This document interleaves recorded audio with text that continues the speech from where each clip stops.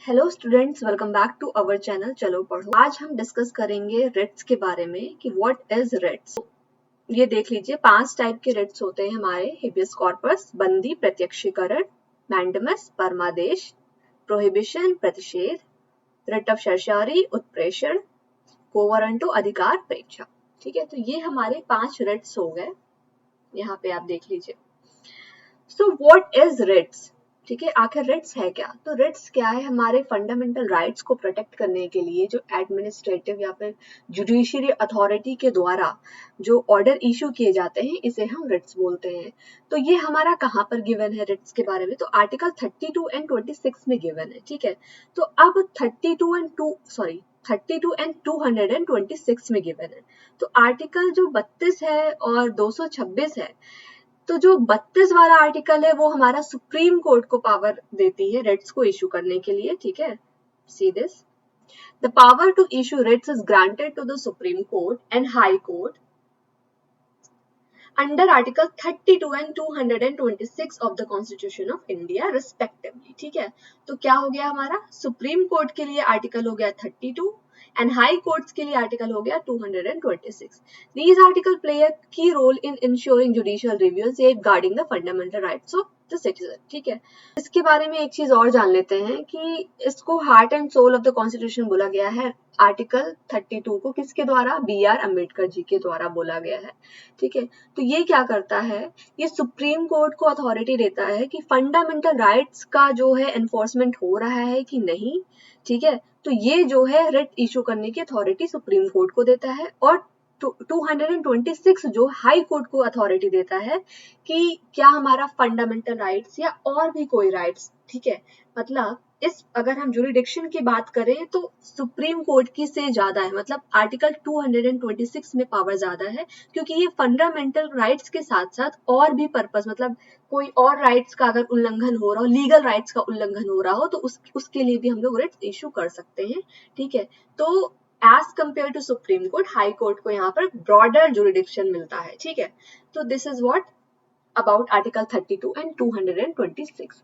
अब आ जाते हैं हेबियस कॉर्पस पे। उससे पहले देखिए, कभी कभी क्या आता है, रिट्स को याद करने के लिए सबसे इंपॉर्टेंट पूछते हैं कि सीरियल वाइज पूछ लेते हैं, तो आपको ऐसे याद करना। देखिए एक बार इसे HMPCQ पढ़ लीजिए। अब देखिए ये है HMPCQ, habeas corpus, mandamus, prohibition, certiorari, quo warranto. तो जो ये 5 रिट्स है हमारे HMPCQ, इसको आप माइंड में ऐसे पढ़ लीजिए, HMPCQ। तो ये आपके सीरियल वाइज 5 रिट्स याद हो जाएंगे। ठीक है, तो उसके बाद सबसे पहले क्या आता है कि जो सुप्रीम कोर्ट है वो आर्टिकल 32 के अंडर रिट इशू कर सकता है, और जो हाई कोर्ट है वो हमारा आर्टिकल 226 के अंडर रिट इशू कर सकता है। ये हो गया। अब आ जाते हैं पहले रिट पे, व्हाट इज हेबियस कॉर्पस। ठीक है, तो अभी तक हमने क्या क्या पढ़ा है? सबसे पहले HMPCQ। ठीक है, ये हमारे 5 रिट्स हैं। आर्टिकल 32 जो है हमारा सुप्रीम कोर्ट को पावर देता है, 226 हमारा हाई कोर्ट को पावर देता है। सुप्रीम कोर्ट के पास से फंडामेंटल राइट्स को प्रोटेक्ट करने के लिए वो रिट इशू कर सकता है, और जो हाई कोर्ट है वो हमारा fundamental rights plus legal rights, मतलब और उसका जो स्कोप है ज्यादा है as compare to supreme court. ये तो हो गया हमारा रिट्स के बारे में, जो कि हमारे PYQ में काफी बार आ चुके हैं प्रीवियस ईयर्स में क्वेश्चंस में। तो अब आ जाते हैं हेबियस कॉर्पस। देखिए ये एक लैटिन टर्म है। ठीक है, तो इसका मतलब क्या होता है? To have the body of. ठीक है, इस रिट का क्या मतलब है? किसी भी पर्सन को इलीगली डिटेन किया हुआ है। ठीक है, किसी भी कंपेल किया हो गया है, उसको बांध के रखा गया एक जगह, उसको बंद करके रखा गया है। ठीक है, तो उसके लिए जो सुप्रीम कोर्ट है वो रिट इशू कर सकता है, और अगर ये पता चलता है कि लॉफुल नहीं है डिटेंशन उसका, ठीक है, तो अगर वो लॉफुल नहीं है तो तुरंत उस पर्सन की रिलीज की बात करता है सुप्रीम कोर्ट। ठीक है, ये public authority and private individual दोनों के लिए लागू होता है। This writ of habeas corpus can be issued against both public authorities and private individual. तो ये तो हो गया, ये हमारा क्या है, एक बार आप इसे रीड करिए, फिर मैं आपको ये बताती हूँ कि ये कहाँ पे इशू नहीं हो सकता है। ठीक है, this is also very important.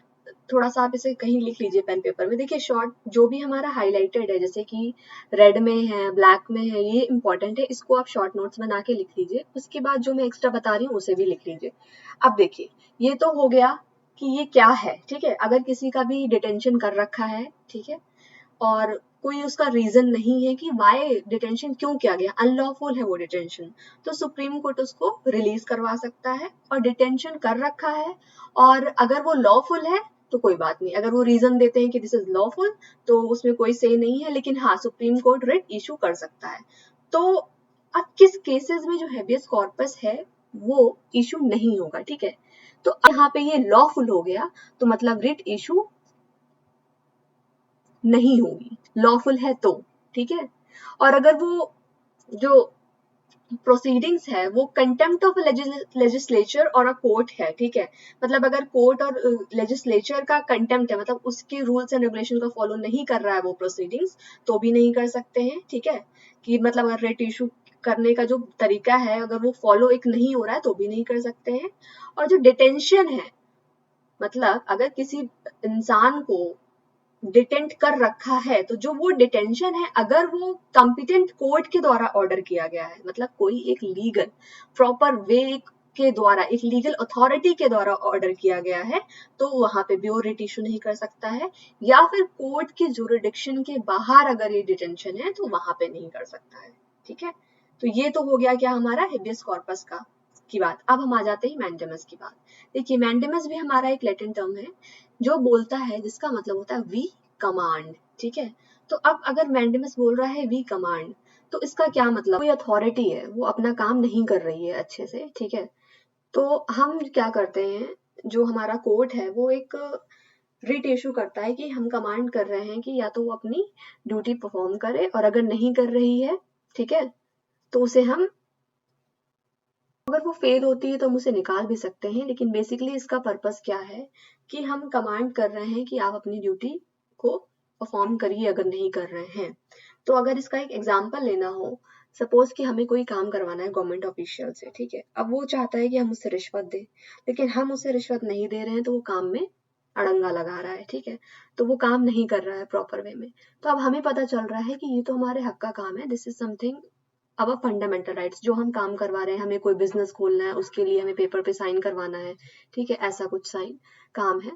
तो हम क्या करेंगे, हम जाएंगे सुप्रीम कोर्ट के पास, ठीक है, कि ये हमारे फंडामेंटल राइट्स को जो है हमें इसका उल्लंघन हो रहा है और ये हमारे चीजों को नहीं कर रहा, अपनी ड्यूटी प्रॉपरली परफॉर्म नहीं कर रहा है, तो सुप्रीम कोर्ट वो रिट इशू करेगा उसके अगेंस्ट कि तुम why you are not doing your duty, ठीक है, it is your duty to do this. तो मैंडेमस बी कमांड, पहली बात तो देखिए कमांड और मैंडेमस का थोड़ा सा कॉम्बिनेशन बन रहा है। और दूसरी चीज कि मैंडेमस मतलब एक तरीके से मैंडेटरी, अगर आप वर्ड याद कर लें कि ये जो हमारा मैंडेटरी ड्यूटी होती है ऑफिशियल्स की, अगर वो ना करें वो लोग, तो हम लोग क्या करेंगे, सुप्रीम कोर्ट क्या करता है, रिट इशू कर देता है, ठीक है। तो प्रोहिबिशन हमारा क्या कह रहा है, देखिए टू फॉरबिड, ठीक है। मतलब अब इसका मतलब क्या हुआ, एक बार इसे रीड करिए आप लोग।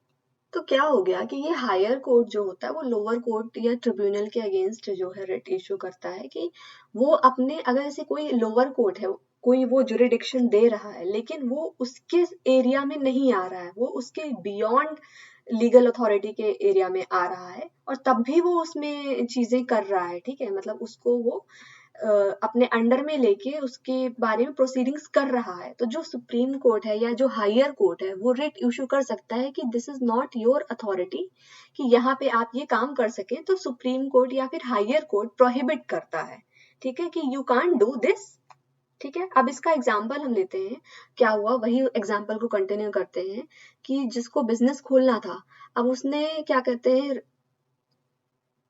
तो उसका किसी पॉलिटिशियन के जो अगेंस्ट जो है बात उसने कुछ कर दी, ठीक है।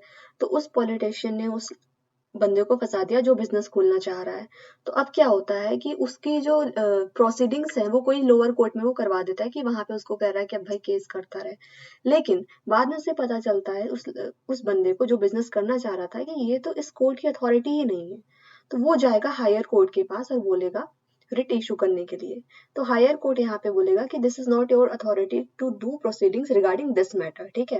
तो ये हो गया हमारा प्रोहिबिशन, मतलब वो लोअर कोर्ट को क्या करता है, प्रोहिबिट करता है या फिर टू फॉरबिट करता है, ठीक है। अब आगे आते हैं नेक्स्ट पे हमारा क्या है, सर्श्योरी। अगर अब ये सोचिए कि वो कोर्ट ने, जो अभी हमारा पहला एग्जांपल था, उसने डिसीजन दे दिया होता उस बंदे के खिलाफ जो कि बिजनेस खोलना चाह रहा है, ठीक है, तो अब वो तो डिसीजन गलत होता क्योंकि वो उस कोर्ट के अंडर में ही नहीं आ रहा है, ठीक है।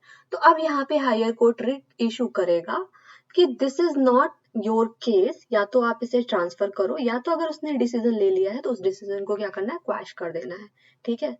तो क्या हो गया कि जुरिडिक्शन और जो भी हमारे जो एरर है एप्लीकेशन ऑफ लॉ में, कि जिस वे में होना था वो नहीं हुआ, ठीक है, एक अलग वे में हो गया, या तो एक्स्ट्रा हमने एफर्ट्स ले लिए चीजों के, कि मतलब हम जुरिडिक्शन अथॉरिटी का फायदा ही उठा लिया ना एक तरीके से, उस एग्जाम्पल में हम देखें तो उस पॉलिटिशियन ने, तो ये यहाँ पे इस चीज को प्रिवेंट करता है। और हमारा नेक्स्ट क्या है, एक चीज और, जो प्रोहिबिशन था वो क्या करता है, प्रोहिबिट करता है आगे प्रोसीडिंग्स में, ठीक है, कि वो ना करे। सर्श्योरी में क्या होता है कि जो प्रोसीडिंग्स हो गई है, मान लीजिए बाई चांस वो आगे तक बढ़ गई है, तो हम वहां पे उस डिसीजन को क्या करते हैं कि ये डिसीजन नलिफाइड है, दिस इज नॉट राइट, ठीक है, क्योंकि ये अथॉरिटी ही नहीं है राइट वे की। तो सर्श्योरी मतलब टू बी सर्टिफाइड, ठीक है। तो अब जो है, जो हमारा प्रोहिबिशन, ठीक है, तो अब ये दोनों क्या है हमारे, ये दोनों ही हमारे, इस चीज को लिख लीजिए प्रोहिबिशन में और सर्श्योरी में, कि ये दोनों हमारे किसके अगेंस्ट इशू होते हैं, जुडिशियल और क्वासी जुडिशियल बॉडीज के अगेंस्ट होते हैं, ठीक है। लेकिन 1999 में हमारा एक रूलिंग आई थी सुप्रीम कोर्ट ने, कि उसने सर्श्योरी को एक्सपैंड कर दिया था, कि वो जो है एडमिनिस्ट्रेटिव अथॉरिटी के अगेंस्ट भी हम लोग इस रिट को इशू कर सकते हैं सर्श्योरी में, नॉट अबाउट प्रोहिबिशन, ठीक है। तो ये हो गया हमारा। अब आ जाते हैं नेक्स्ट पे। नेक्स्ट हमारा क्या है, को वारंटो, ठीक है। अब ये क्या बोल रहा है, देखिए, इसका मतलब हो गया बाय व्हाट अथॉरिटी और वारंट, मतलब जैसे कि कोई ऑफिशियल है ऐसा कि आपको लग रहा है कि ये यहाँ पे कैसे आ गया, इसकी तो कोई ऐसी क्वालिफिकेशन भी नहीं है, ठीक है, तो ये इस पब्लिक सर्विस में कैसे आ गया, या इस पब्लिक अथॉरिटी में कैसे आ गया, ठीक है। This writ is issued by a court to inquire into the legality of person's claim to hold a public office. It serves to prevent the unlawful occupation of public office by someone without proper legal authority. This is very important writ, क्योंकि इसकी जो है हमारे questions काफी आते हैं PYQ में। तो अब क्या हो गया कि हमने रिट इशू कर दिया, कि हमें तो लग ही नहीं रहा था, ये तो भाई ये इसकी इतनी क्वालिफिकेशन ही नहीं है, ये कैसे आ गया, तो हमने रिट इशू कर दी। अब कोर्ट क्या करेगा, वो पूछेगा कि by what authority you are there. जैसे बहुत सारी गवर्नमेंट एग्जाम्स में हम लोग देख लेते हैं कि मतलब सुनने में आता है कि पैसे चल गए, ठीक है, तो वहां पे अगर किसी को ये चीज पता है तो वो क्या करेगा, रिट इशू करवा देगा सुप्रीम कोर्ट से, ठीक है। तो क्या होगा, दिस रिट, अब यहाँ पे एक एक्स्ट्रा पॉइंट आप लोग लिख लीजिए कि ये जो रिट है can only be issued for a substantive public office of a permanent nature established by a law or the constitution, ठीक है, पब्लिक ऑफिस जो कि परमानेंट नेचर का हो। ये मिनिस्ट्रियल और प्राइवेट ऑफिस में अप्लाई नहीं होता है, ठीक है। और को वारंटो किसी के भी द्वारा इशू किया जा सकता है। बाकी में क्या था कि जो पर्सन उससे इफेक्ट हो रहा था, ठीक है, वही बाकी रिट्स को पेटिशन डाल सकता था कोर्ट्स में।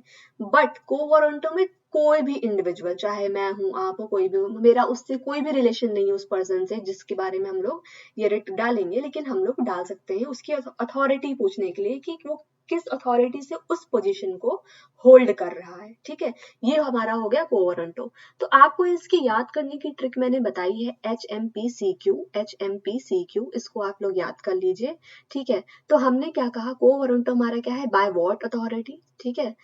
सर्श्योरी क्या है, to be certified, to be informed, ठीक है, कि जो हमारे लीगल एरर्स हैं, अगर कोई गलत डिसीजन आ गया है तो वो चीज की वो उस अथॉरिटी के द्वारा डिसीजन नहीं होना था, लेकिन हो गया है तो उसको नलिफाइड किया जा सकता है, ठीक है।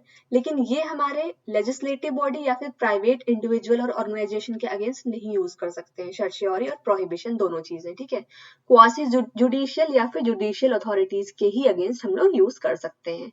अब आ जाते हैं नेक्स्ट पे। हाँ, लेकिन सर्श्योरी में हमने क्या पढ़ा था, एक पॉइंट कि 1991 में सुप्रीम कोर्ट ने एक रूलिंग दी थी कि ये जो है इसको हम लोग अगेंस्ट एडमिनिस्ट्रेटिव अथॉरिटी के भी यूज कर सकते हैं, ठीक है। This is about सर्श्योरी।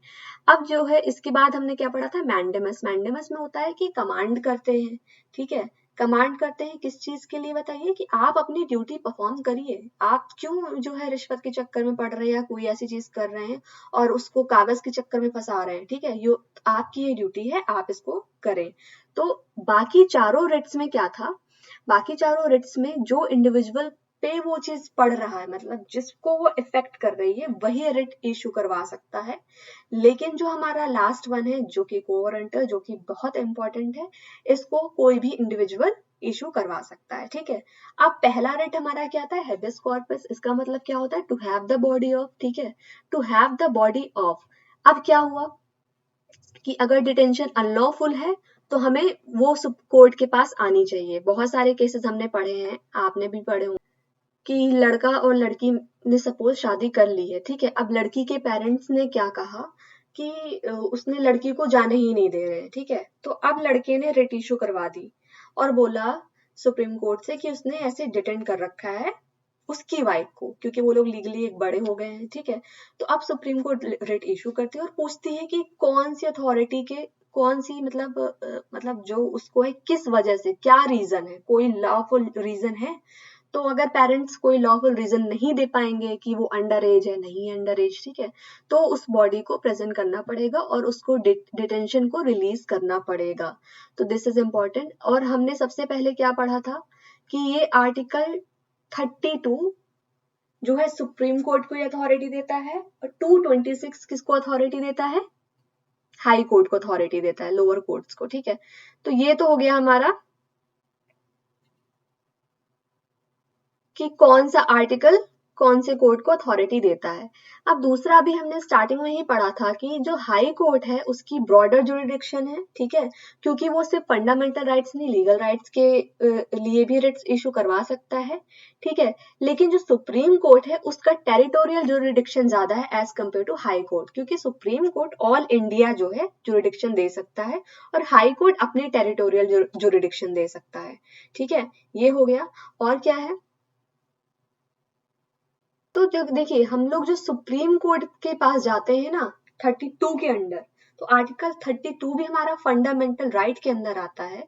तो उसका मतलब क्या हो गया कि सुप्रीम कोर्ट रिफ्यूज नहीं कर सकता रिट जुरिडिक्शन को एक्सरसाइज करने में, कि हम इशू नहीं करेंगे, this is not their power, क्योंकि हमारा आर्टिकल 32 इटसेल्फ एक फंडामेंटल राइट है, ठीक है। लेकिन on the other hand high courts जो है उसके पास डिस्क्रेशनरी पावर है कि अंडर आर्टिकल 226 में कि वो जो है डिक्लाइन कर सकता है रिट्स को इशू करने में। ये भी हमारा पीवाईक्यू में क्वेश्चन आया हुआ है।